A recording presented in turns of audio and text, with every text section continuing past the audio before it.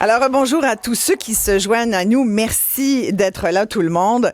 On s'installe effectivement pour vous préparer une émission où il va être question de pas mal de choses. On va commencer par ce sujet d'importance nationale, je dirais. C'est celui sur les médecins et l'espèce de bras de fer qui a déjà été entrepris par le gouvernement du Québec.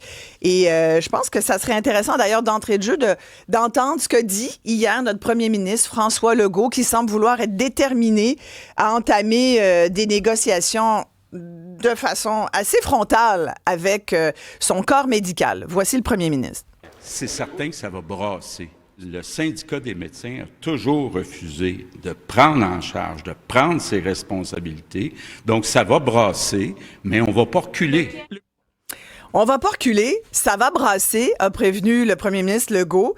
C'est toujours fascinant et intéressant de voir quand ils nous préviennent comme ça que ça va brasser. Ça me fait penser aux syndicats qui disent « ça va être un printemps chaud, vous allez voir ». C'est sûr que ça peut être une tentative d'entamer les négos, mais ça part toujours difficilement, à mon avis, quand tu dis à l'autre, check-moi bien, il n'est pas question que je lâche. Le ton est donné, en tous les cas, et je ne sais pas ce que vous en pensez, mais moi, ça m'apparaît être un choix périlleux de la part du gouvernement de confronter comme ça ces médecins omnipraticiens, parce que c'est bien de ceux-là dont il s'agit pour le moment. Évidemment, éventuellement, il y aura sans doute les spécialistes qui vont se rajouter aux négos, mais toujours est-il que pour le moment, ce sont les négociations entre Québec et les fédérations de médecins omnipraticiens là, qui sont en train de se corser, au moment d'ailleurs où on apprend qu'il y a un comité d'experts qui a été d'ailleurs mandaté par le gouvernement Legault pour essayer de voir comment on pourrait améliorer l'accès à la première ligne. Mylène Breton est avec nous. Elle est professeure à l'Université de Sherbrooke. Elle est membre du comité mandaté par le gouvernement. On va lui parler dans quelques secondes parce qu'elle va nous dire quelles étaient les recommandations des experts qui semblent pas être ce que le gouvernement a retenu. C'est toujours ça intéressant. Il y a un comité d'experts avec des recommandations, mais le gouvernement semble enligné sur d'autres choses. Et là, c'est là où je rappelle Dr Benoît Eppel, qui était avec nous hier et qui a gentiment réagi à chaud à la réaction du premier ministre Legault. Il est médecin de famille au CIUS de l'Estrie. Merci d'être là, Dr Eppel. C'est toujours un plaisir. Bon matin. On a joint à vous le docteur Samuel Garot-Lajoie. Il est médecin de famille à Laval. Merci d'être là, docteur Garot-Lajoie. Avec plaisir. À tous les deux, je vais commencer avec vous, docteur Garot-Lajoie. Votre réaction par rapport au ton qui a été donné par le premier ministre? Oui, je pense que vous l'avez dit avec M. Dumont, c'est un ton qui est clairement violent, qui est comme méprisant d'emblée. Je me pose un peu la question d'où ça sort. Je suis conscient que les négociations avec la FMOQ, c'est pas quelque chose qui est facile pour le gouvernement, mais de dire ça va brasser, est-ce qu'on est en 98? On est sur un chantier de construction?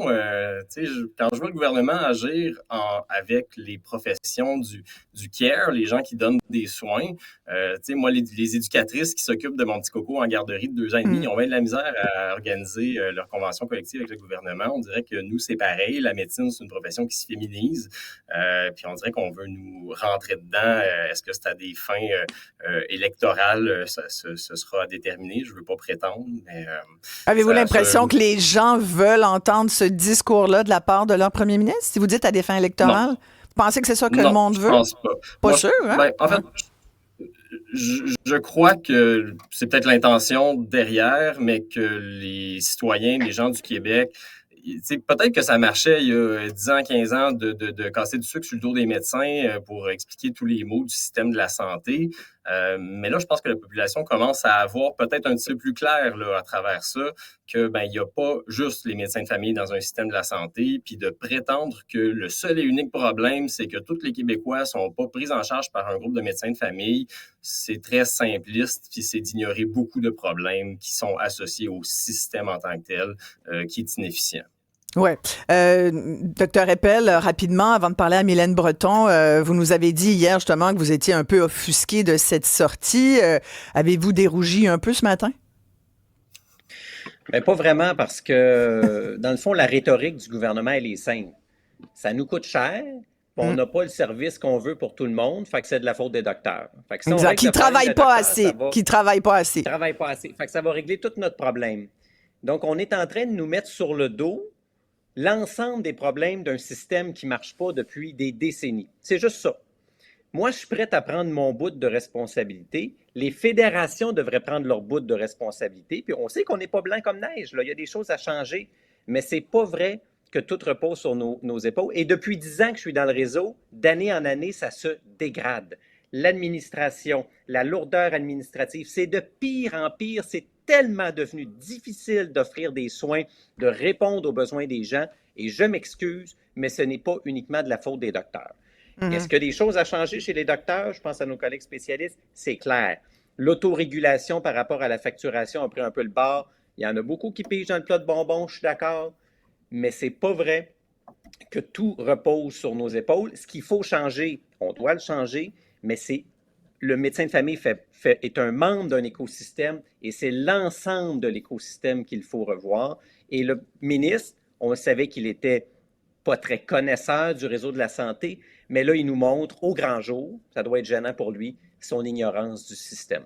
Il y a beaucoup de choses dans ce que vous venez de dire sur votre responsabilité, celle des spécialistes, le plat de bonbons. On va y revenir, mais je donne la parole à Mylène Breton parce qu'elle est professeure à l'Université de Sherbrooke et elle est justement membre du comité qui a été mandaté par Québec, par le gouvernement Legault, pour essayer d'améliorer l'accès à la première ligne. Merci d'être avec nous, Mylène Breton. Bonjour. Vous avez donc remis votre rapport au gouvernement. En gros, qui nous dit quoi, Mylène Breton? En fait, ça rappelle l'importance des soins primaires. Les services de première ligne, c'est vraiment la base d'un système de santé performant. Alors, on a réitéré cette importance-là. On a réitéré que les services de première ligne, c'est pas juste les médecins. Les médecins familles sont centrales, mais c'est vraiment toute une équipe interprofessionnelle qui a ce lien-là. Puis on a surtout aussi rappelé l'importance, puis je tiens à le préciser, l'accès, c'est important, mais toute la magie, c'est autour de la continuité relationnelle, d'avoir quelqu'un qui nous connaît et qui nous suit à travers le temps. Oui. La première recommandation, je pense, de votre comité d'experts, c'est d'investir encore plus en première ligne pour donner plus d'air aux infirmières, aux médecins, aux équipes de professionnels de la santé, permettre aux équipes médicales d'augmenter donc l'accès aux services. Donc, est-ce qu'en gros, vous dites, faut vraiment investir plus d'argent en santé? C'est ça votre première recommandation? Est-ce que je comprends bien de ce qui est sorti? En fait, peut-être la nuance, là, c'est peut-être pas plus en santé, mais c'est plus d'argent dédié aux soins primaires. C'est vraiment là cette ligne-là, à travers le monde, les services de santé qui investissent davantage en soins primaires sont plus performants. Alors, si on dit que c'est la base, il faut être capable d'avoir un lien avec une clinique médicale, d'avoir un médecin de famille ou une IPS. Fait que c'est vraiment cet élément-là. Puis peut-être juste l'Ontario, hier, a rappelé qu'ils ont un projet de loi sur les soins primaires. Ils ont réitéré l'importance des soins primaires et l'Ontario investisse massivement aujourd'hui dans la création de 80 équipes interprofessionnelles avec de la nouvelle argent. Alors là, c'est peut-être comment on la distribue, mais il faut clairement, si on veut que tout le monde, que chaque citoyen ait un médecin de famille ou une IPS, magiquement, ça ne se fera pas si on n'investit pas davantage dans les soins primaires. Il y a des équilibres structurels, mathématiques. Oui, mais vous dites faut mettre plus d'argent dans la première ligne, c'est-à-dire l'urgence, l'accès aux soins en clinique. Là, c'est sûr que le gouvernement n'a pas dû être content de votre rapport puisqu'il considère qu'on n'a plus d'argent. On est plutôt en compression plutôt qu'en mode on dépense plus, là. Oui, on est en compression, mais si après on veut se donner des objectifs et les atteindre, il faut se donner les moyens d'y arriver. Alors, on est en compression, je le reconnais, mais en même temps, si on demande aux médecins de famille et aux équipes, vous devez inscrire davantage, vous devez être plus accessible pour atteindre ces résultats-là, il faut donner les conditions nécessaires. Un autre élément très très facile, souvent on dit les médecins de famille ne sont pas accessibles, il y a un contrat dans les groupes de médecine familiale avec d'autres professionnels. Et il n'est pas rare de voir que les postes sont pas dotés, les infirmières, les travailleurs sociaux sont pas présents. Alors, il faut donner les conditions pour répondre aux contrats qu'on demande aux médecins. Est-ce que vous avez regardé l'élément financier dans votre analyse là, de l'accès à la première ligne? Est-ce que votre mandat, en fait, c'était de dire comment on peut essayer d'améliorer ça pour que tous les Québécois aient accès à des services de santé rapides? Donc là, de ce que je comprends, vous dites, il faut investir plus d'argent dans la première ligne. Mais est-ce qu'il y a des façons aussi de, sans dépenser trop, de réorganiser les soins de façon à ce que ça soit plus optimal, plus pratique? Parce que, je veux dire, ça arrive dans les entreprises privées. Là, des fois, bon, on n'a pas plus d'argent, mais on se dit, on va faire les choses autrement. Ça va peut-être nous aider. Puis les deux médecins avec qui je suis ce matin, le docteur Eppel, on se connaît bien maintenant. On a une relation intense. Ça fait plusieurs fois qu'on vous a en entrevue, docteur Eppel. Vous nous avez souvent suggéré des nouvelles solutions. Samuel Garot-Lajoie est aussi médecin de famille à Laval. Je suis sûre que vous en avez, Samuel, des solutions. Les médecins en ont, puis des fois, j'ai l'impression qu'on les écoute pas. Avez-vous eu cette impression-là aussi, Mylène? Mais vous avez raison qu'il y a vraiment des gains de capacité à aller chercher. Là. Je veux dire, on peut y arriver aussi en améliorant les pratiques, tout à fait. Ouais. Il y a de la capacité à aller chercher, tout à fait. Faut soutenir le changement de pratique. C'est pas juste coercitif, mais voici, on veut arriver vers cette orientation-là, de pas juste mettre des ressources, mais d'accompagner le changement.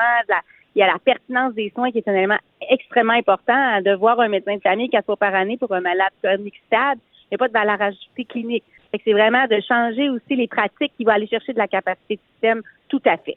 Oui, l'histoire là, de relier ce que le Québec veut faire, là, c'est-à-dire 20 de la rémunération des médecins de famille va être liée à des indicateurs de performance parce qu'on prend pour acquis qu'il y a 2 médecins sur 3 qui travaillent, mais il y en a 1 sur 3 qui pourrait travailler pas mal plus qu'il fait.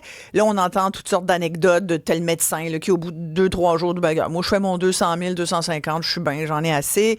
On peut sortir des anecdotes aussi qui disent le contraire. Moi, je connais des médecins qui travaillent vraiment beaucoup aussi.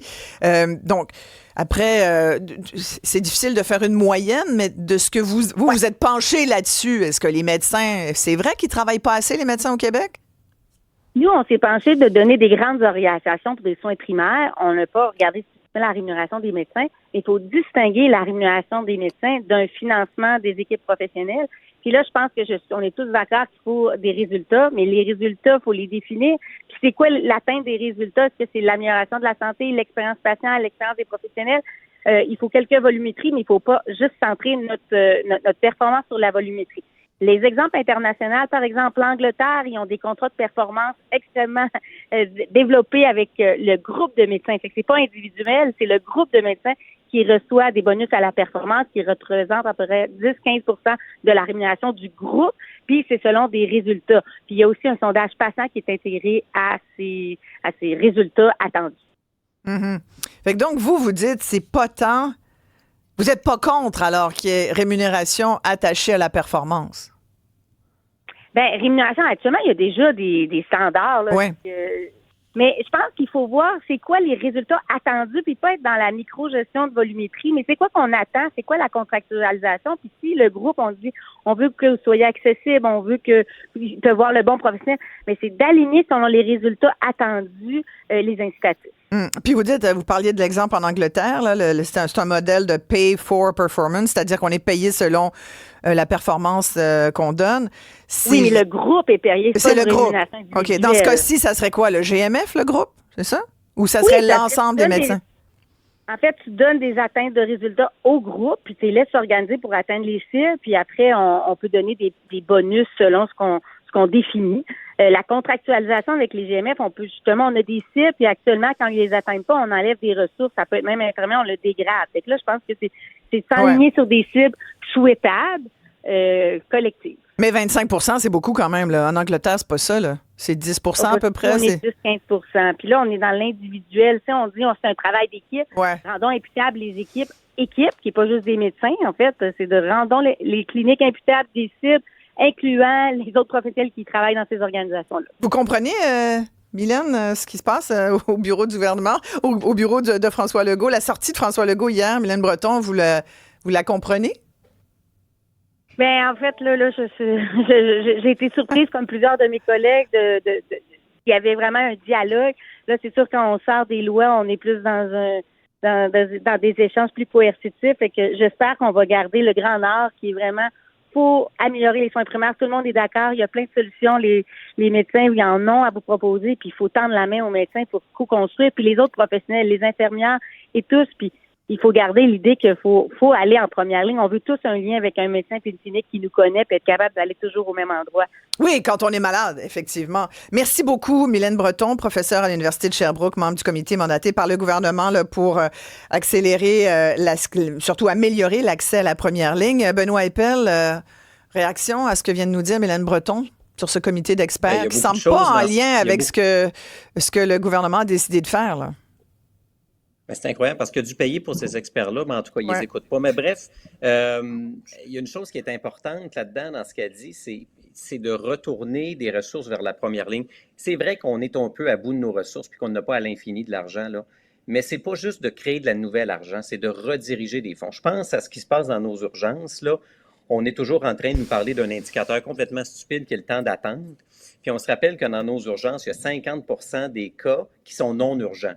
Et qu'est-ce qu'on fait? Le temps d'attente augmente, on fait une cellule de crise et on rajoute des ressources à l'urgence, on en rajoute. Si vous voulez sortir 50% des patients qui n'ont pas d'affaires à l'urgence, ce n'est pas des nouvelles ressources dont on a besoin, c'est de prendre ce qu'on a mis à l'urgence puis de le déplacer en première ligne. Des professionnels, des médecins, des infirmières. Il faut rediriger les gens vers la première ligne. C'est comme l'autobus. Si on veut que les gens prennent l'autobus, il faut mettre des beaux autobus confortables qui passent souvent. Les gens vont l'apprendre, OK? Si ça passe une fois par jour, ils n'apprendront pas. Fait qu'il faut ramener les services en première ligne, puis les gens vont y aller au lieu de se présenter 12 heures à l'urgence pour un otite. Donc, puis la première ligne, là, c'est vraiment le médecin de famille dans sa clinique, dans son GMF. Là. La première ligne, c'est le cabinet. C'est le cabinet. Et il faut effectivement augmenter l'offre de professionnels. Je vous prends l'exemple de mon GMF. Moi, j'aime beaucoup les chiffres. En 2024, on a fait grosso modo 28 000 rendez-vous médicaux. OK? On a 2 travailleuses sociales, puis beaucoup de cas qu'on voit, c'est de la santé mentale. Ils ont vu ensemble à peu près 700 rendez-vous. 28 000 médicaux, 700 en travail social, puis à peu près 50 de ce que je vois, c'est de la santé mentale. 50 c'est de la santé mentale. C'est des gens qui ont... Et 50 de ce que je fais pourrait être fait par un autre professionnel. Donc ça veut dire que moi, je donne 1200, 1300 rendez-vous par année. Ça veut dire que je pourrais offrir facilement, sans travailler plus, pas pour une scène de plus pour le contribuable, 650 rendez-vous de plus à la population qui n'ont pas de service si j'avais des professionnels qui étaient capables de voir les affaires que je vois qu'eux peuvent faire. Mais le gouvernement... c'est vraiment intéressant ce que vous dites, Benoît. Samuel Garot-Lajoie. Je vais vous donner une statistique, puis je ne veux pas trop éterniser. On parle souvent d'argent, puis ça coûte cher. Beaucoup de nos concitoyens sont abonnés à Netflix. Là, je regardais hier l'abonnement Netflix standard. Là. Le pub, c'est 18,99 par mois. Ben oui, ça a augmenté. Un médecin de famille, moi, pour 2024, j'ai calculé l'ensemble des revenus que j'ai fait en première ligne. Les millions de forfaits, les heures de supervision de mes résidents, le sans rendez-vous, tout l'argent que j'ai fait avec les patients que j'ai vus. Devinez par mois, par patient, à combien ça me revient. À combien un patient de Dr Eppel peut dire combien je coûte au système pour avoir un médecin de famille par mois? 20 piastres, je ne sais pas. Dites-moi votre salaire. 17,71. Je n'étais pas loin, hein? Oui, 17,71. 17,71. Puis votre salaire annuel a été de combien? Votre salaire annuel? Moi, je fais à peu près 350 000. Je travaille, une partie de ma partie de ma pratique est en première ligne. Donc, moi, je peux dire, ma clientèle, je n'ai 900. Le gouvernement a mis 17,71 par patient par mois pour 900 patients. J'ai offert 1200, 1300, 1500 rendez-vous avec les 100 rendez-vous quand je vois mes collègues. Et je fais 12 fois par année, 7 jours, 24 heures à l'hôpital, où je vois à peu près 20-25 patients. Je fais grosso modo 3000 visites médicales par année. Est-ce que vous pourriez en faire plus? Oui, je pourrais me séparer, puis je pourrais congeler mes enfants jusqu'à temps qu'ils aient 20 ans. Je pourrais, à ce moment-là, effectivement, en faire plus. Et quand je calcule ce que ça coûte à l'État québécois par consultation, je suis moins chérant qu'à peu près l'ensemble des professionnels par rendez-vous. Okay? Moins cher que le gars qui vient nettoyer la piscine, puis moins cher que le gars... que le gars qui travaille sur la construction, que le plombier. Ben oui, complètement. Restez là. Je suis moins fier que le gars de la sécheuse. Docteur, merci, docteur Eppel. Restez avec nous. Docteur Samuel Garot-Lajoie, je vous fais réagir. Je vous ai vu opiner du bonnet, comme on dit, sourire du coin de bouche. Et je sais que vous avez plein de choses à rajouter. Nos auditeurs aussi ont plein de choses. Je peux vous dire, écoutez bien ça. Il y a Martin qui dit entièrement d'accord avec François Legault, le PM. Il est plus que temps de mettre les médecins au pas. J'espère effectivement que ça va brasser. Serge qui dit bravo au gouvernement. Il est temps qu'il mette ses culottes. Les médecins font ce qu'ils veulent. Le Collège des médecins, une mafia qui en veut toujours plus pour en faire moins. Je rappelle que le collège, c'est pas le syndicat de médecins. Il faut juste pas se tromper. Bon. Ghislain qui dit bravo au gouvernement. Il est temps qu'il s'en prenne aussi bon Dieu, bien des gens qui parlent de la mafia des médecins. On est rendu là. Claude aussi, même chose. Bon, il y a comme toute une gang qui ont décidé de m'envoyer le même message. Mais c'est ça qui semble sortir jusqu'à maintenant. Par texto, vous pouvez faire le 187 Cube Radio si vous voulez nous parler de vive voix, réagir à notre sujet. Avez-vous l'impression que les médecins travaillent pas assez par rapport à ce que vous travaillez dans la vie, chers amis? Vous me le dites, 1-877-827-2346. Et surtout, êtes-vous d'accord avec l'attitude assez frontale du gouvernement du Québec qui ont décidé là, que ça allait brasser avec les médecins? Est-ce que ça vous rassure pour vos prochains soins de santé? À tout de suite, tout le monde.